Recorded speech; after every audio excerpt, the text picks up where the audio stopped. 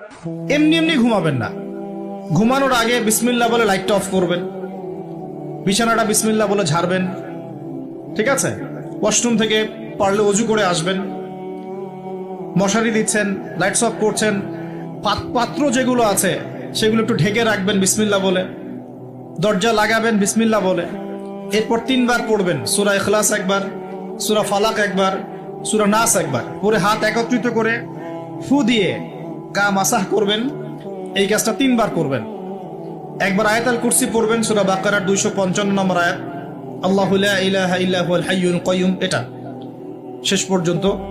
এরপর সূরা বাকারার শেষের 3টা আয়াত পড়বেন, লিল্লাহি মা ফিস সামাওয়াতি, এখান থেকে ফানসুরনা আলাল কওমিল কাফিরিন পর্যন্ত।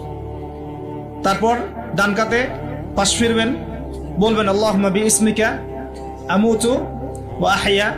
হাত নিবেন, হাতে গুনতে থাকবেন সুবহানাল্লাহ সুবহানাল্লাহ সুবহানাল্লাহ 33 বার, আলহামদুলিল্লাহ আলহামদুলিল্লাহ আলহামদুলিল্লাহ 33 বার, আল্লাহু আকবার আল্লাহু আকবার আল্লাহু আকবার 34 বার। ঘুমিয়ে যাবেন। এখন যদি আপনি 6 ঘন্টা ঘুমান, আপনি নবী সাল্লাল্লাহু আলাইহি ওয়াসাল্লামের সুন্নত অনুযায়ী ঘুমিয়েছেন, প্রত্যেক ঘন্টা ঘুমানোর জন্য আল্লাহ আপনাকে নেকি দিবেন ইনশাআল্লাহ। এমনি ঘুমালে নেকি হতো না, রেস্ট নেওয়া হতো। আমি একজন ব্যক্তিত্বের কথা বলছি, যার প্রতিটা কাজ অনুসরণ করলে ইনশাআল্লাহ জানা অনুযায়ী আমলটা হয়ে যাবে, আল্লাহর কাছে আমরা মাকবুল হব ইনশাআল্লাহ। পারা যাবে ইনশাআল্লাহ। ঘুম থেকে উঠলেন, এমনি এমনি উঠে চলে যাবেন না। উঠেন, বসেন, বসে ঘুমের ভাব দূর করেন, দূর করে বলবেন আলহামদুলিল্লাহিল্লাযী আহইয়ানা বা'দা মা আমাতানা ওয়া ইলাইহিন নুশুর। এবার বাথরুমে যান। বাথরুমে গিয়েই বাথরুমে ঢুকে গান গাওয়া শুরু করবেন না।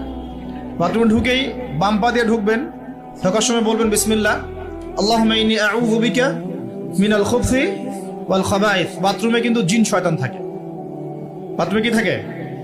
বিজ্ঞান এটা প্রমাণ করতে পারে নাই, এগুলো নাসা বিশ্বাস করবে না, কিন্তু আল্লাহর রাসূল যেহেতু বলেছেন আমরা বিশ্বাস করব। বিজ্ঞান কি সব আবিষ্কার করতে পেরেছে? বিজ্ঞান কি সব আবিষ্কার করতে পেরেছে? বিজ্ঞানের আবিষ্কার কত পার্সেন্ট? এই মহাবিশ্বের 1%ও না। মহাবিশ্বের 1%ও না। আমাদের দেহের মধ্যেই যে রুহটা আছে, এই রুহটার কি কোনো ব্যাখ্যা করতে পারা গেছে? রুহটা কেমন, কঠিন না তরল না বায়বীয়, ব্যাখ্যা করা গেছে? ইয়াসআলুনাকা আনির রূহ কুলির রূহু মিন আমরি রাব্বি ওয়া মা উতীতুম মিনাল ইলমি ইল্লা কলিলা। আল্লাহ পাক বলছেন, হে নবী, তারা তোমাকে রূহ সম্পর্কে জিজ্ঞাসা করে, আত্মা সম্পর্কে জিজ্ঞাসা করে, তুমি বলে দাও এটা তোমার রবের আদেশ মাত্র। রবের আদেশে এসেছে, আদেশেই চলে যাবে। আর এ বিষয়ে তোমাদেরকে বেশি জ্ঞান